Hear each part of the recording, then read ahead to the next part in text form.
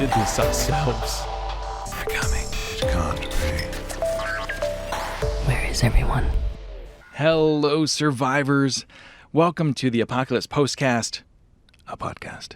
I'm your host, Makeshift, and I thought that I would start this whole podcast thing by talking a little bit about myself and how I started the Apocalypse Post, getting all the way back into my post-apocalypse history of how I've built this tiny little empire of post-apocalypse media.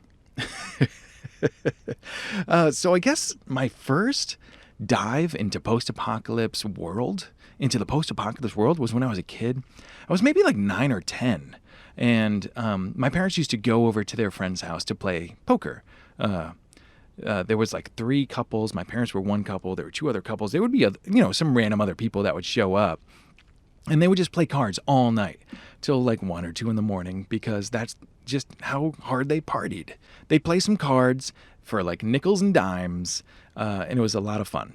There was one other couple that had one other kid our age, but the couple that was hosting this particular night, their kids were, they were still kind of babies, and there was a baby and a toddler. And so they didn't really have a whole lot of toys for us in the upper single digits to entertain ourselves. We would go play outside as long as we possibly could until the sun went down or it got too cold, and then we'd have to head inside and find something on the TV. Well, my parents' friend Cindy said she noticed that we may have been a little bored, or especially me. I don't think my brothers were actually paying attention to this, but she said, "Have you seen this movie?" And I was like, "No." It was The Road Warrior. And this was obviously not the cartoons or Ninja Turtles movies that I was used to, but I watched the whole thing. I was absolutely glued to it. And even though I might not have understood the themes of like sex slaves and fetish wear and whatever the hell a smegma crazy was supposed to be, I did pick up on all those ideas of survival and this lone wolf hero called upon to help other people over himself. And it wasn't until sometime later that I saw Beyond Thunderdome pop up on cable television. Of course, I recognized Mad Max, even though he was a little rougher for wear with longer hair and a little less gasoline, but I was surprised to find out that I wasn't watching Mad Max The Road Warrior, the movie that I had already seen, and I was like, wait, there's more of these?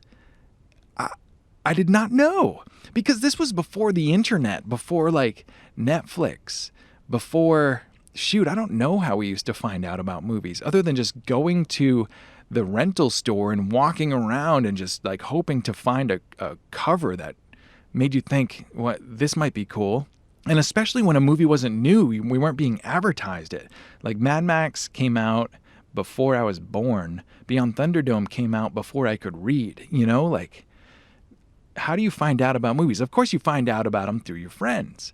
But it's just so wild now because today you can just jump on the internet, put a search in for like, best movies on Netflix 2021, and they'll pop up. You could put up best post-apocalypse movies Netflix 2021, and they'll pop up. Like, you can't not find what you're looking for, except that maybe there's too much now.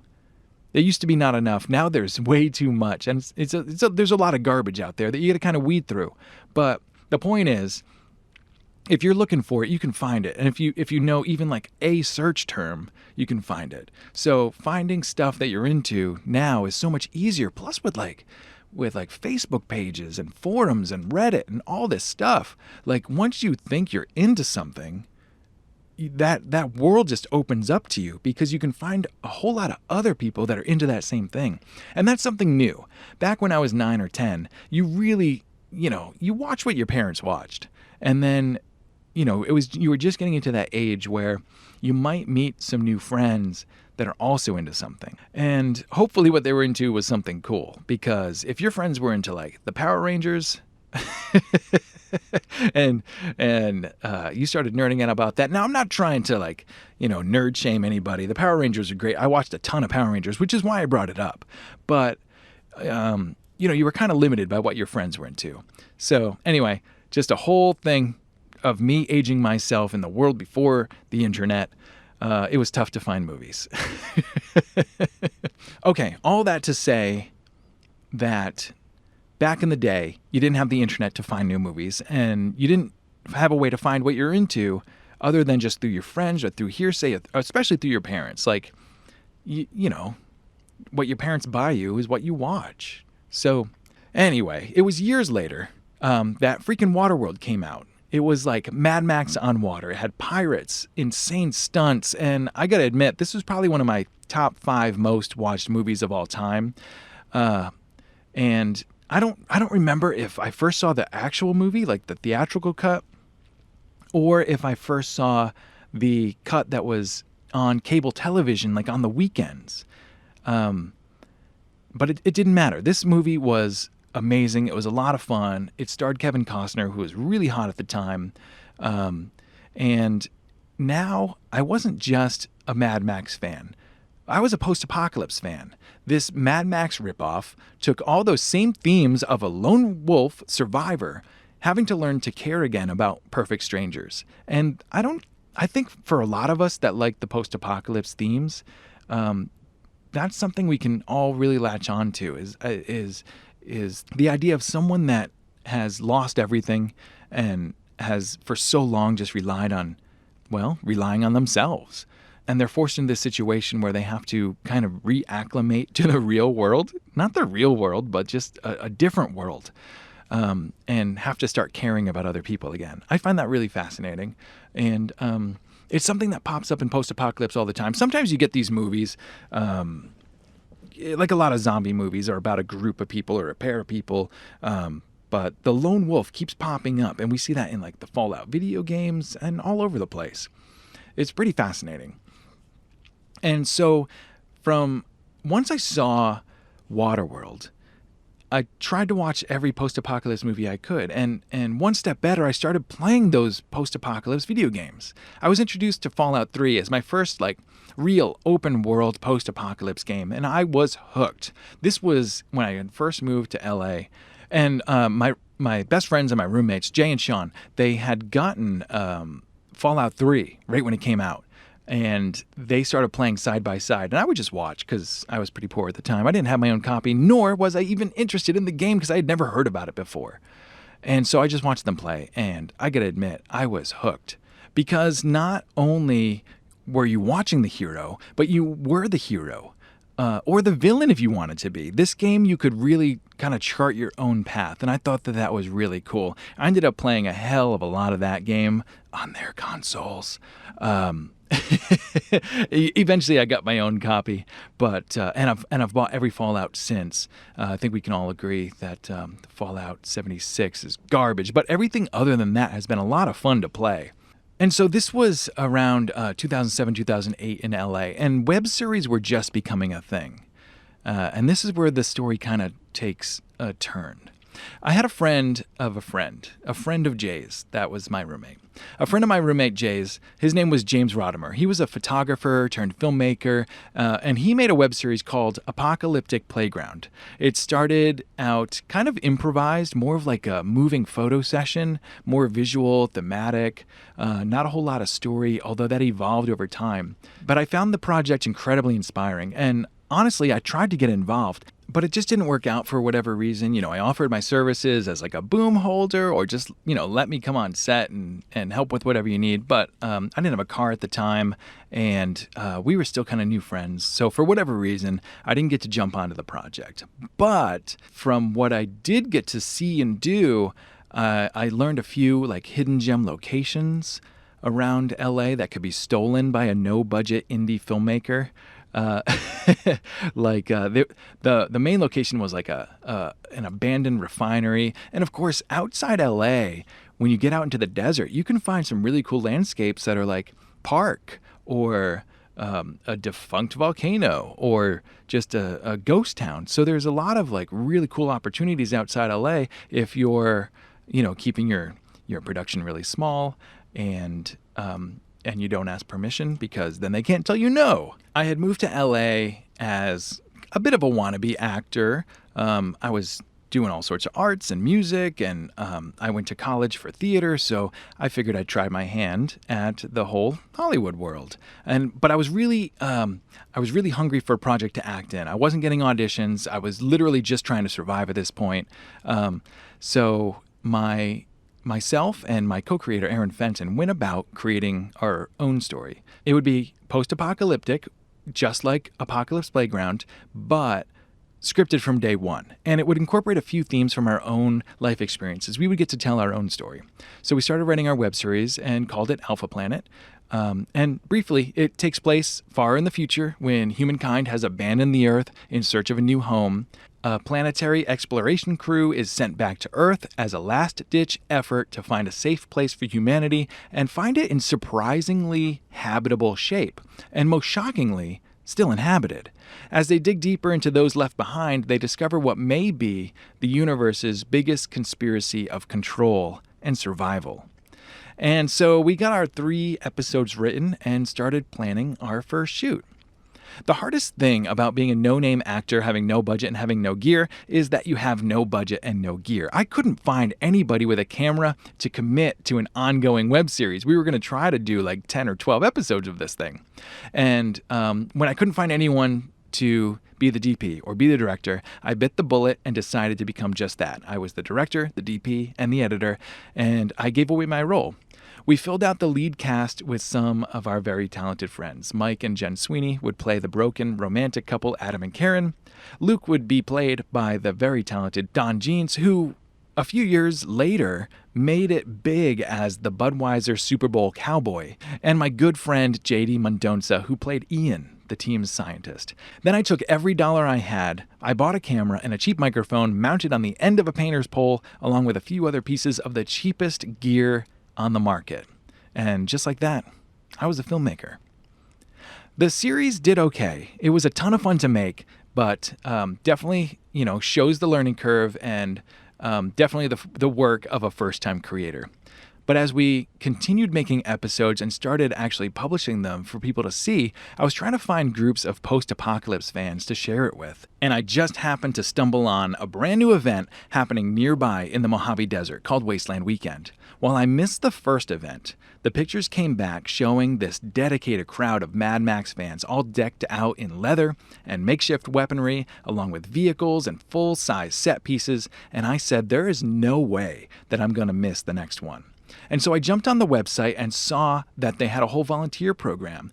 And one of them was photographer. And I said, that's the one for me. And I was just about to send in my application to be a photographer when another filmmaking friend of mine named Stefan pointed me towards the documentary crew, saying if we teamed up, we could absolutely crush it. And I knew how much work would be involved in this, but I agreed since he'd be working alongside me.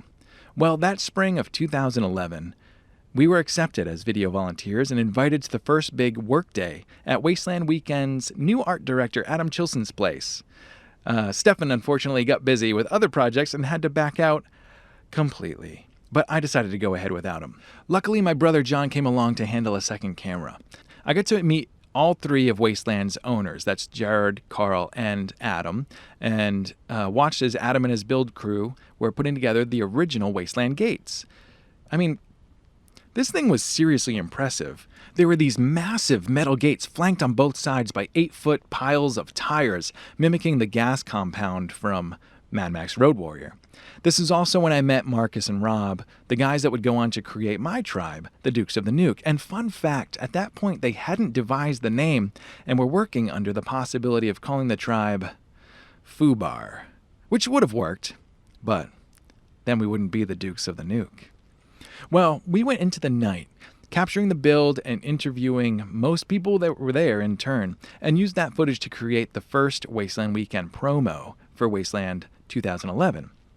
My next shoot day was with the Juggers and the Last Chance Casino tribe, along with the Dome of Destruction group, when they were all having a build day. Jared brought me along with them as they talked about what was going to be a few of the biggest additions to Wasteland Weekend 2011. And it was a lot of fun.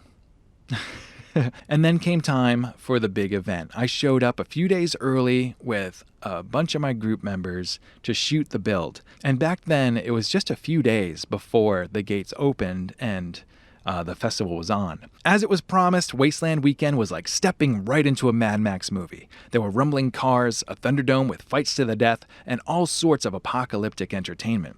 After the event, I created Wasteland Weekend's first ever highlights reel. I showed it to Jared, who said if this was all he ever got from us on the video crew, he was already happy. and we decided to release it to a live audience that happened to be gathering for Paul Miller's Mad Max fan film called Mad Max Renegade, which was an awesome film that takes place between Mad Max 1 and 2, filling a lot of the gaps and telling a little bit more of Mad Max's story. That night, the highlights reel was a hit and kicked off a decade of showing off all the best the event had to offer to a soundtrack from one of the live bands at the event. And that spring, after I had logged all the footage, I asked Jared if he wanted to produce a how-to series about the event. He agreed, and we worked together to create the How to Survive the Apocalypse at Wasteland Weekend series. These were short videos helping people to get prepared and get involved in the event. And along the way, it made a few of the first Wasteland Weekend celebrities, as the host of each episode would get recognized at the event. And that's where I learned my true power. In 2012, I started making videos that would exist outside the Wasteland Weekend space and created a new home for them called the Apocalypse Post. I started telling stories about Wasteland Weekend and beyond. At first, I called myself a different name, Mad Mike, and I spoke with an Australian accent, but changed my name and dropped the accent along the way. I don't know. I don't know exactly why. I noticed that Mad Mike was actually a very common nomenclature for other Wastelanders. And so I wanted something a little bit more original, and the Australian accent just wasn't that good. So I figured I would simplify things and just stick with my own voice. The Apocalypse Post has been going on for the better part of a decade, and I still feel like it's just getting started. After a couple years of producing the highlights reel, Johan Johansson joined the video crew and helped manage the scheduling and also took the lead on the 2014 edit. That year, which is the only highlights reel I have not cut personally, is the year that I stepped aside and instead produced the We Are Wasteland video. While the highlights showed off the event in its most hard-hitting, explosive, action-packed persona, the We Are Wasteland video showed off the softer, tender, I love you, man, side of Wasteland. It was made to echo some of the things I had heard other Wastelanders say about the event, that it was home, that it was family, and it showed just the softer side of Sears, like people got to share it because, yeah, the entertainment and all the visuals and all the noise is really energizing, but at the same time, there's this second side of Wasteland that is all the friendships you'll make and the feeling of coming home to familiar space. And over the years, Wasteland has continued to grow. It grew out of its original home at H Park in California City to a new sprawling piece of land owned by the event, with room to grow well into the future. From its original 3 days and 700 people, the way I joined it in 2011, it's now 5 days, and over 5,000 people attend. And roughly 50,000 people, plus, I don't even know how many, follow its online social groups. Over the years, I've published over 100 videos on the Apocalypse Post, including several well-received documentaries and many videos that have helped Wastelanders feel ready for the event. And that brings us up to today, as I launch this podcast. I'm not sure exactly what this will be yet, and I'm not sure how often I'll post, but I'm excited about it, and I hope you are too. And I know there's certain ideas I've had that don't work as well for video, so you can expect me to bounce back and forth for a little while depending on how I'm feeling. Overall, this is just something that I feel driven to do, and when you guys come back after I publish something and say that it helped or say that it was entertaining, or as one Wastelander named Spud likes to say, dude, like that stuff fuels me. And that's one of the reasons I love this community. There's the people, there's the creativity, there's the passion, and there's also the acceptance, because Wastelanders are fringe, I guess you can say. They're not goth, they're not Burning Man, they're not gamers, they're not anything. They're their own thing, and it's this own art form that has formed. And the overabundance of acceptance for however you want to interpret that, however you are in the real world, whatever your character is in the wastes, you find acceptance in Wasteland City, because there's no rules about who you can be. There might be rules about, like, all right, there's no zombies, there's no aliens, there's no ray guns. Our apocalypse takes place in like a Mad Max type of world. I like to call it science nonfiction. Like it's something that can happen with today's technology. usually atomic bomb, but it could be environmental, it could be disease. It's something that could destroy the world today. And so there are a few rules, but once you're in there, like whoever you are, whoever you create is totally fine. And I don't know if there's another community that's that accepting and actually more accepting for things that they find more different. Does that make sense? Like, it's super exciting when things kind of blow your mind. Overall, I got to say, it's been an absolute honor being one of your storytellers for the last 10 years, and I am so looking forward to keep it going and keep it growing. So I guess that's it. Let me know what you guys want to hear. If you want to be a guest on this podcast, I'd love to have you on to talk about whatever you're excited about. So feel free anytime to send an email to theapocpost@gmail.com. Tell me what you want to talk about, and we'll see if we can get you on. I guess that's about it. So next week, I'm going to bring in some Wastelanders, and we're going to talk about some Wasteland stories. And I got an upcoming interview with Paul Miller, the guy I talked about earlier, because him and his tribe actually brought the ship from Waterworld to Wasteland Weekend as one of the largest set pieces I've ever seen there. They brought it for many, many years. So we're going to go find out that story. And we're going to talk to Apoca rock bands like Attack, V2A out of the UK. We've got an interview scheduled with them coming up. And there'll be more episodes like this where I just kind of rant for a little while. Hopefully not too many, because my voice is fried. Yeah, I hope you guys have a good time. And I guess we'll see you next time. I've got this little bit of text I got to finish up with. Here we go. You ready?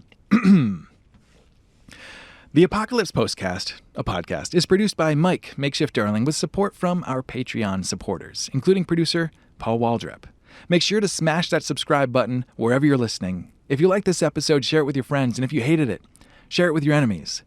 Wrapped in a bow, with a note that says, definitely not bees.